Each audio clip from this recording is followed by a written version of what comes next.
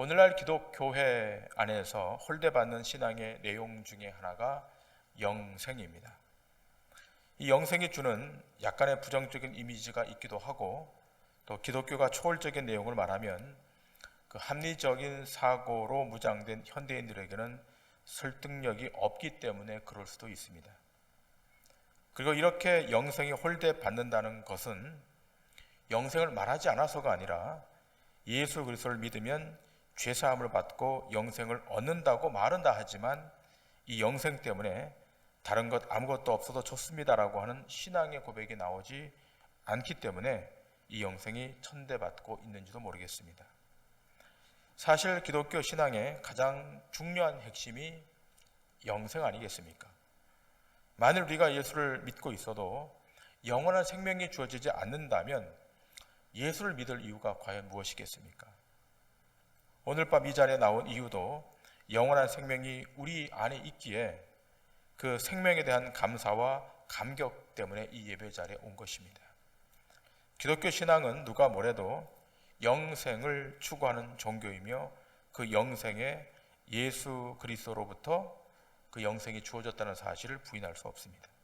여기에 대해서는 단 1도 의심하지 않습니다. 그러나 그럼에도 불구하고 왜 영생에 대한 홀대 현상이 있는가라고 하는 것입니다. 구원받은 신자가 비신자들이 그렇게 추구하는 육신의 떡을 영생보다 좋게 여기기 때문일 것입니다. 이 세속적 가난함을 떨쳐내야 되는데 그렇지 못하여 나타난 결과물인 것입니다. 그래서 오늘 밤 우리는 이 문제를 오늘 이 본문의 말씀과 연결해서 생각하고 교훈을 받길 원합니다. 자, 오늘 말씀의 제목을 다시 한번 상기하도록 하십시다. 말씀의 제목이 무엇입니까?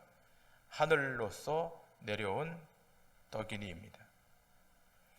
자, 우리가 이 주제를 다루기 위해서 먼저 출애굽기에 나오는 이스라엘 백성들에게 공급되었던 만나를 먼저 다루어야 할 것입니다.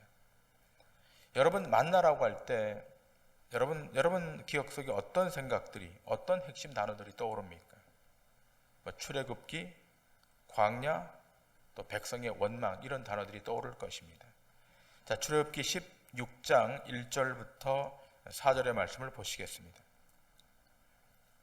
이스라엘 자손의 온 회중이 엘림에서 떠나 엘림과 시내산 사이 신광야 이르니 애굽에서 나온 후 제2월 15일이라. 이스라엘 온 회중이 그 광야에서 모세와 아론을 원망하여 그들에게 이르되 우리가 애굽 땅에서 고기 가마 곁에 앉았던 때와 떡을 배불리 먹던 때에 여호와의 손에 죽었더라면 좋았을 것을 너희가 이 광야로 우리를 인도하여 내어 이 온 회중으로 죽여 죽게 하는도다. 때에 여호와께서 모세에게 이르시되 보라, 내가 너희를 위하여 하늘에서 양식을 비같이 내리리니 백성이 나가서 일용할 것을 날마다 거둘 것이라. 이같이 하여 그들이 나의 율법을 준행하나 아니하나 내가 시험하리라. 자, 애굽에서 애굽에서 탈출한 지 2달 보름 만에 이스라엘 백성들이 지녔던 양식이 다 떨어집니다. 그래서 자기들이 애굽에 있을 때는 배불리 먹었는데 광야에 나와서 다 굶어 죽게 되었다고 원망합니다. 자, 그 이전에 그들이 마실 생수, 이 물에 대한 원망이 있지 않았습니까? 그들이 목이 가래서 원망했던 그 원망은 출애굽한 지 3일 만에 원망을 했습니다. 홍해 바다의 기적을 보고도 3일 만에 원망을 했습니다. 아마 이 원망의 모습은 우리의 모습과 방불할 것입니다. 영생을 이야기하고 그 영생의 가치를 말하고 있음에도 불구하고 우리의 실제적인 이 삶의 필요의 문제 때문에 또 하나님 앞에 원망하고 탄식하는 것이 우리의 모습이 아닌가 싶습니다.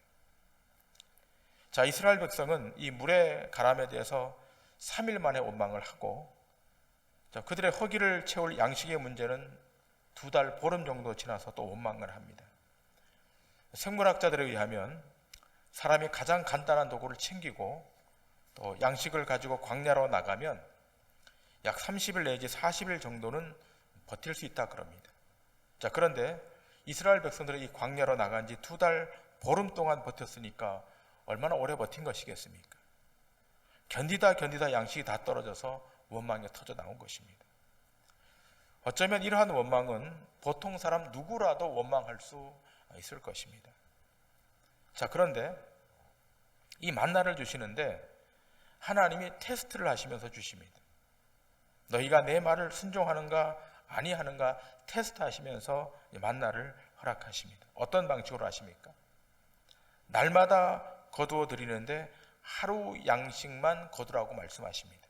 그리고 안식일에는 전날 2배로 거둘 것을 말씀하십니다. 자, 이렇게 하나님이 분명히 말씀했음에도 불구하고 이 2가지의 말씀을 다 지키지 못합니다. 많이 거두었다가 다음날 썩어서 벌레가 생기게 됩니다. 또 안식일에 거두러 나갔다가 허탕을 치고 돌아옵니다. 자, 이 만나를 통한 하나님의 테스트에 이들은 불합격합니다. 그러나 이스라엘 백성들은 이 광야 40년 동안 만나를 먹게 되었고 메추라기를 먹게 되었습니다. 자, 그런데 하나님께서 이 만나를 주신, 이 메추라기 떼를 주신 것은 무엇입니까? 이것을 먹고 영원히 광야에서 살라고 주신 것은 아닌 것입니다. 만나를 주시는 것은 하나님이 약속하신 가나안 땅에 들어가기 전까지만 허락되었던 양식이었습니다. 이스라엘 백성이 가나안 땅에 들어가서는 이 만나가 끊깁니다.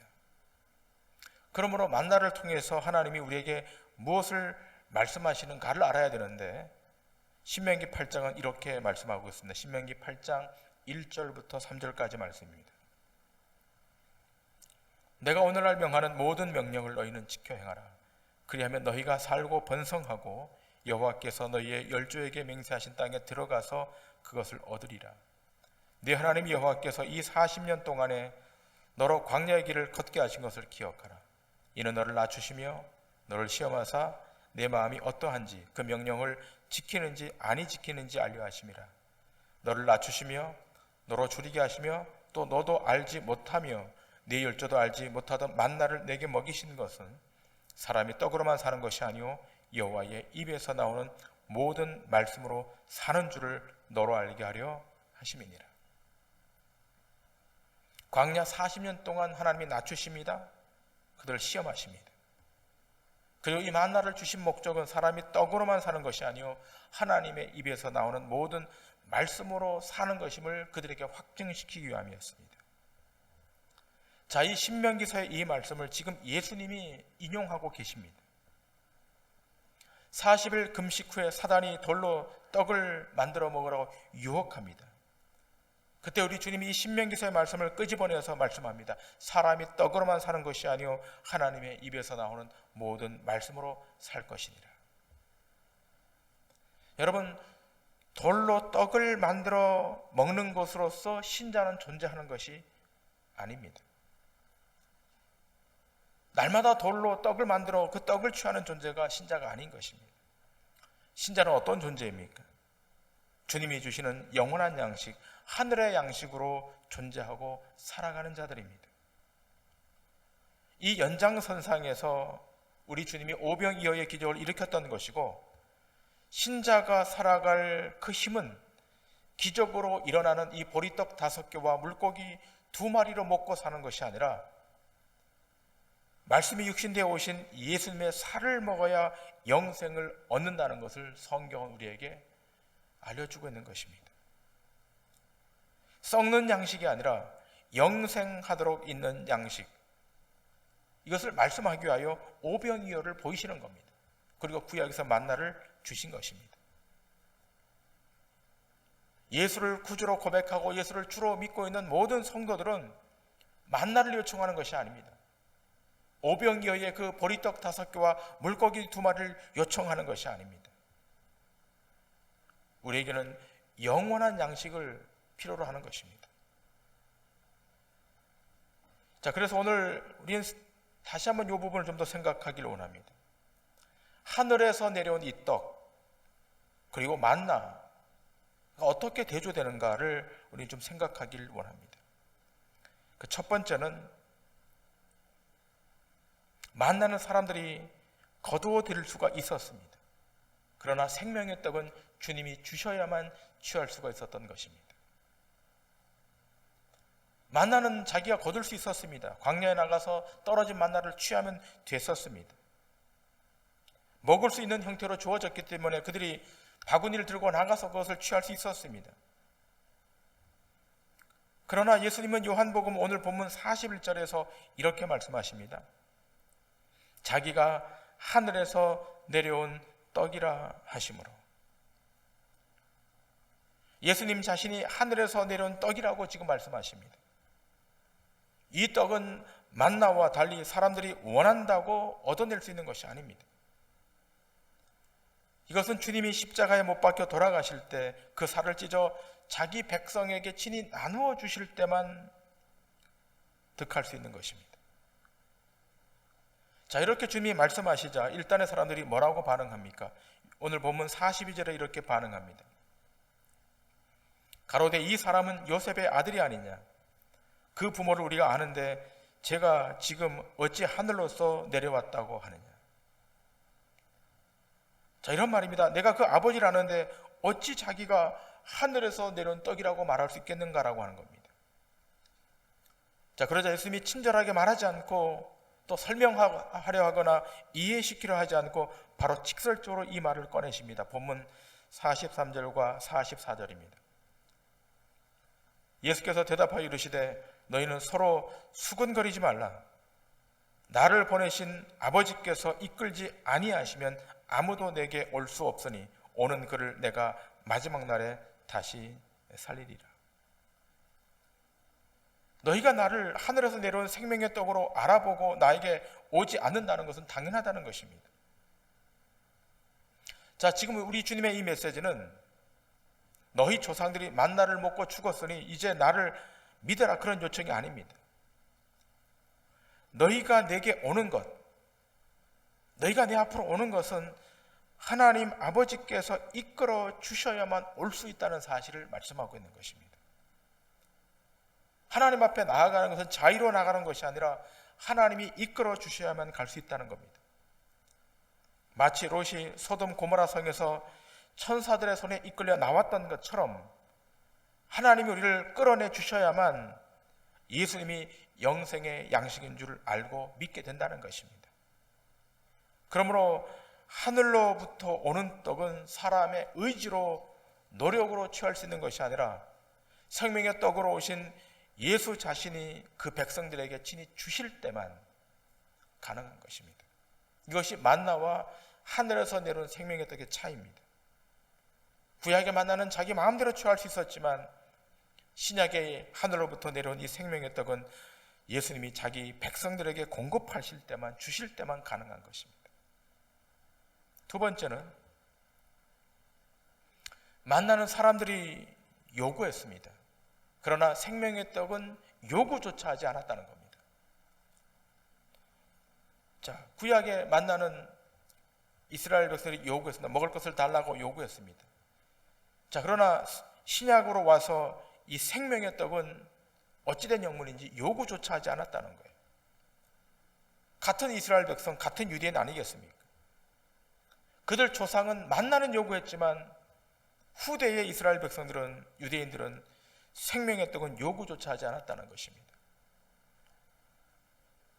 여기서 우리는 인간의 관심사가 어디에 있는가를 확인하게 됩니다.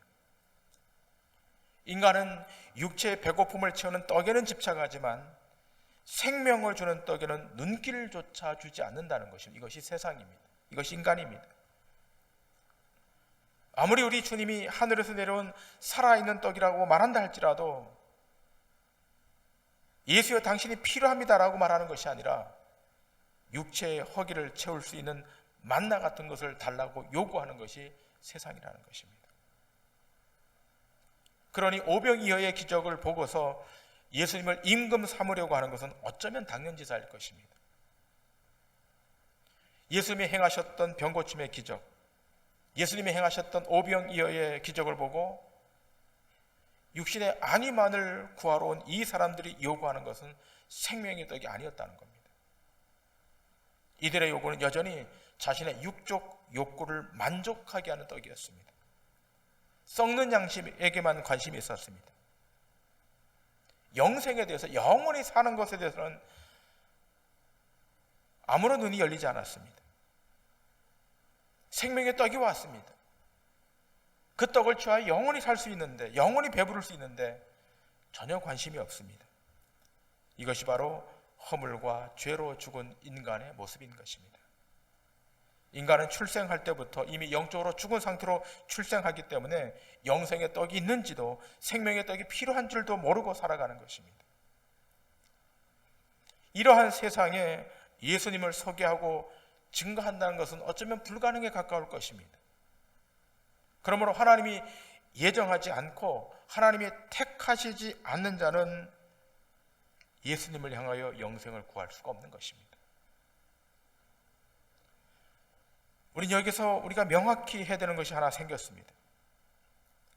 어떤 한 인생에게 믿음이 생기는 것은 그 자신의 의지로, 노력으로, 연습으로, 학습으로 되는 것이 아니라 하나님의 전적인 은총, 하나님의 전적인 선물임을 확인하게 됩니다. 여러분이 받은 영생은 하나님의 절대적 은총, 하나님의 절대적 긍휼에 기인한 것입니다.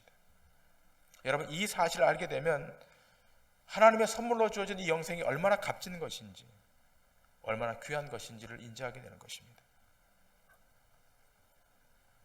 자, 그러면 오늘날 누가 교회에 나와서 영생을 구하고 있는 것입니까?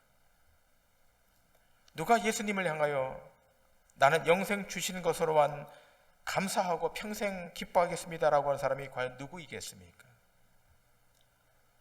어떤 사람이 이 영생 받은 것에서 한평생 감사하며 즐거워하며 기뻐하며 살겠습니까?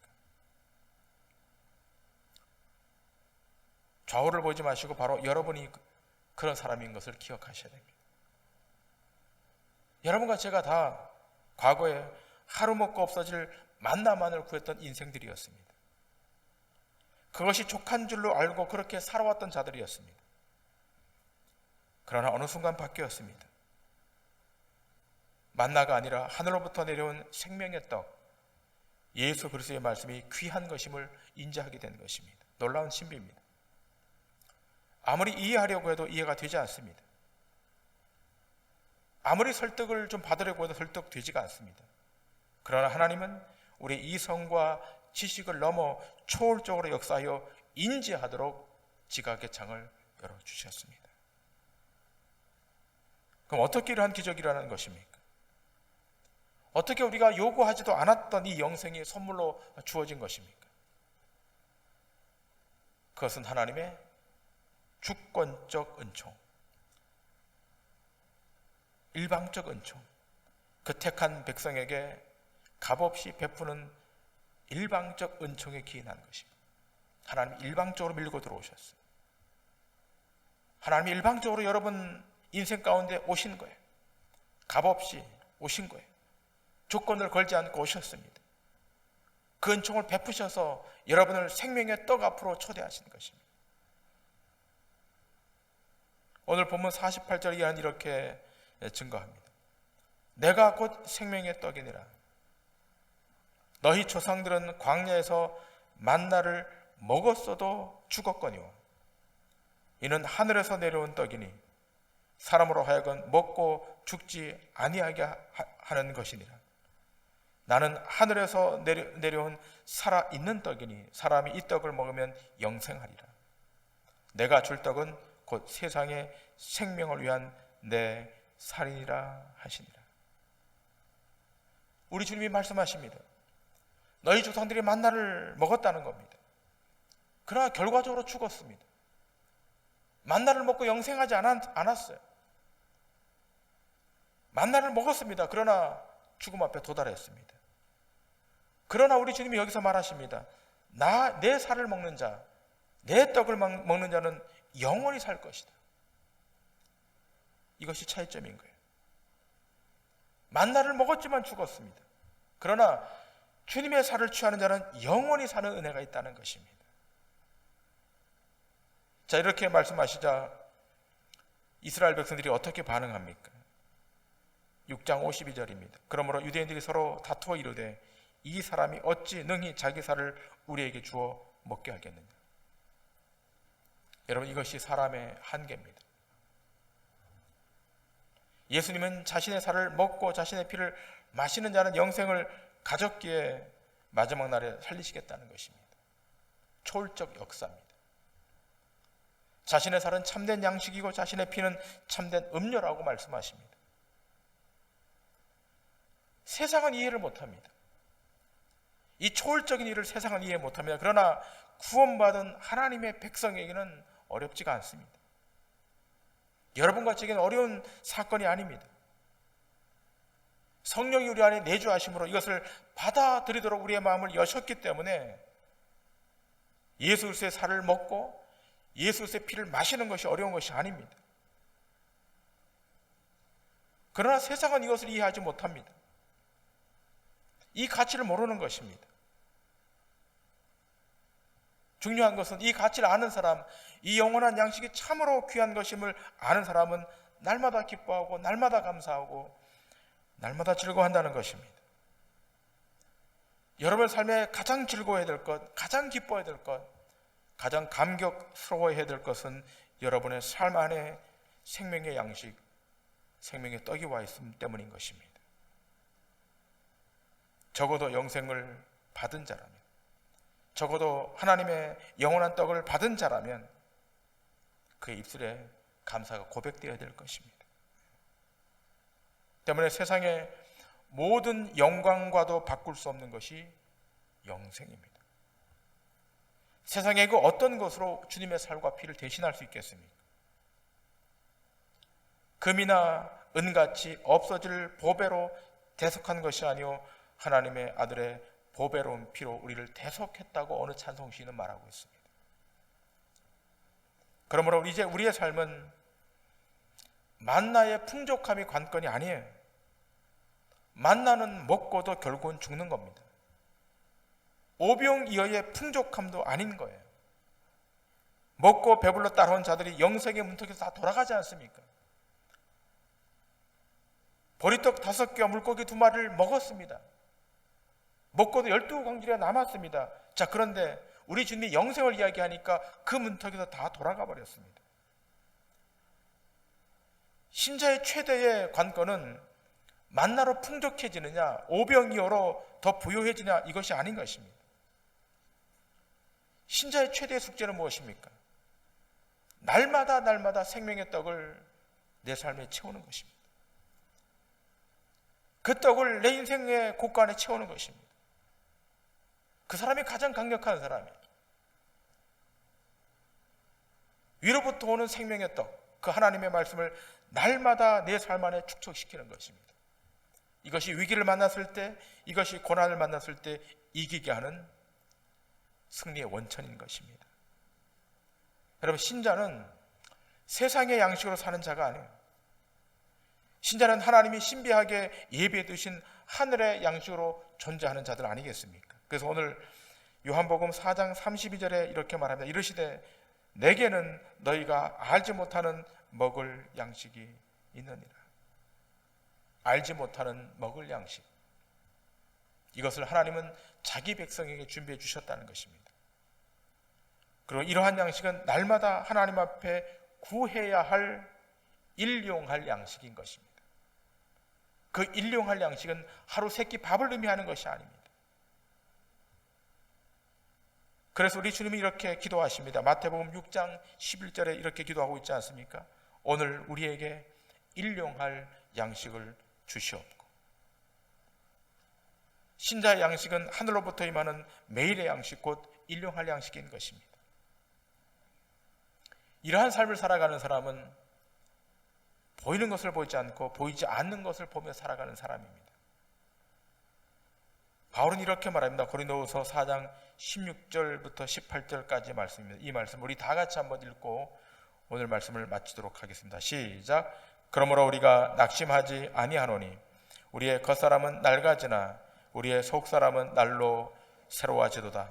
우리가 잠시 받는 환난에 경한 것이 지극히 크고 영원한 영광에 중한 것을 우리에게 이루게 함이니 우리가 주목하는 것은 보이는 것이 아니오 보이지 않는 것이니 보이는 것은 잠깐이요 보이지 않는 것은 영원함이라. 아멘. 하늘로부터 임한 생명의 떡을 취한 사람은 보이는 것을 보지 않고 보이지 않는 것을 보며 살아가는 사람인 것입니다. 바라기는 하늘로부터 내려온 이 생명의 떡, 십자가 달리실 때 그 백성들에게 찢어주신 예수님의 자신의 살, 그 하늘의 양식으로만 만족하시고 날마다 감사하며 날마다 기뻐하며 날마다 하나님의 하나님 되심만 증거하며 사는 믿음의 권속들 다 되시기를 주님의 이름으로 간절히 축원합니다.